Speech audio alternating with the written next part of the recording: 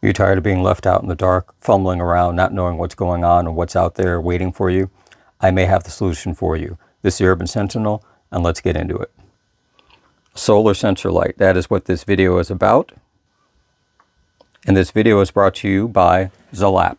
I will put a link to their website in the description below, and you can also use the discount code Sentinel, Sentinel, for 15% off your purchase.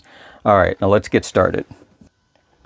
Now what we have is a solar-powered outdoor light, weatherproof, rechargeable internal battery. Now when you buy the floodlight, it'll come with the instruction manual, a mounting bracket, mounting screws for it, a remote control for the device, but the key thing, the solar floodlight itself. Let's take a closer look. So as you can see, you've got a large solar panel array, single piece attached to the main body. These spots up here are where it will connect to the mounting bracket. So when it's actually utilized on the mounting bracket, it holds it by the support of the panel. Two things you have to remember. One, it needs at least 8 hours of good, strong sunlight to charge up.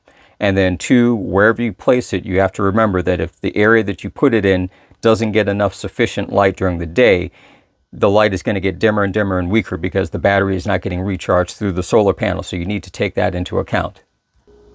Now we've got the primary lens and their sensor bulb right in the middle, a lower lens, and two side-mounted lenses. Now one of the things is, once it's mounted, you have articulation with the LED light panels. Not just simply a little bit of an angle, but you have a rotational area to move it about to help you direct the light in the best area for where you have it located. It can cast up to a 270-degree wide angle of illumination depending upon the panel's location. And give you a closer look at the back end.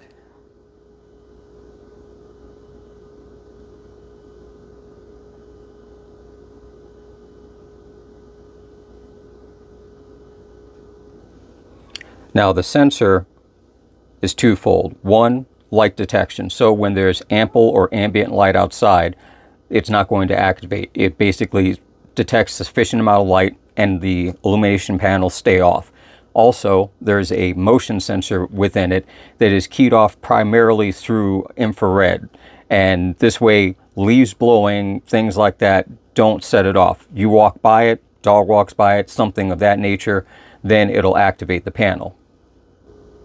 Now if you see back here, it's the power switch underneath this sealed in silicone housing, off, and you see 1, 2, and 3. Those are the 3 lighting modes that are available to it. So in those lighting modes, the first lighting mode, once it detects motion and the lighting panels come on, they come on at full intensity. They stay on as long as there's motion in front of it. Once that activity stops, 20 to 30 seconds later, they shut off. Mode 2, they come on, same thing, stay on, but they then at that point lower to a 10% intensity after 20 to 30 seconds. Mode 3, they stay on consistently at a lower intensity level, so they act as almost an outdoor night light. Not extremely bright, but enough to provide some illumination. Now the remote control is pretty simple. Once you've turned the power switch on to the number 1 selection, you can then turn the actual lighting unit on and off with those 2 buttons and select the particular illumination mode that you want as well.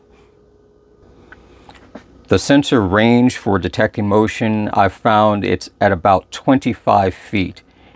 Just within that area, it'll pick up me walking in, waving at that distance. Coming from effectively the side angle, it is close to about 130 degrees out for its width. So if you're effectively putting it against a wall, it's not going to pick up something directly against the wall, but anything moving forward of that angle and coming across it, it will pick up once it gets within that range. Now, some of the obvious advantages to having something like this is, one, the internal battery means that you're not going out and buying new batteries every couple of weeks or months. As long as the solar panel isn't damaged and it gets good sunlight, you can pretty much guarantee that the battery will at least keep working for several months without a problem.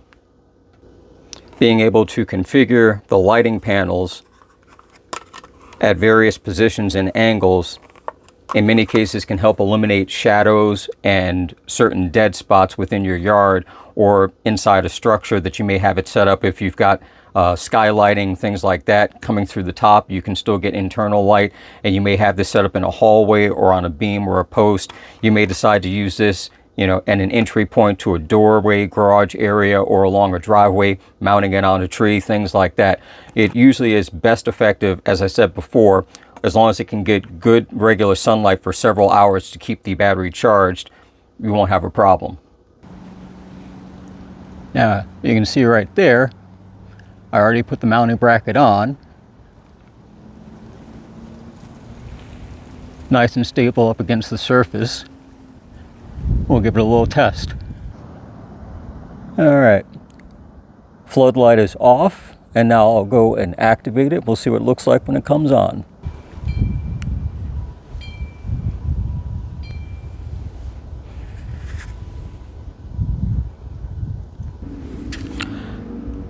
I'd say that's quite effective, and with the remote control that I have, I can go and change the mode lighting or turn it off.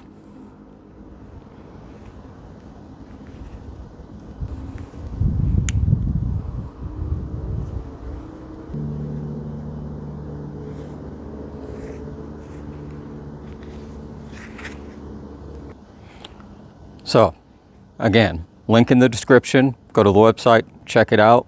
Use the product code, promo code, you get the 15% discount. I'll catch you in the next one.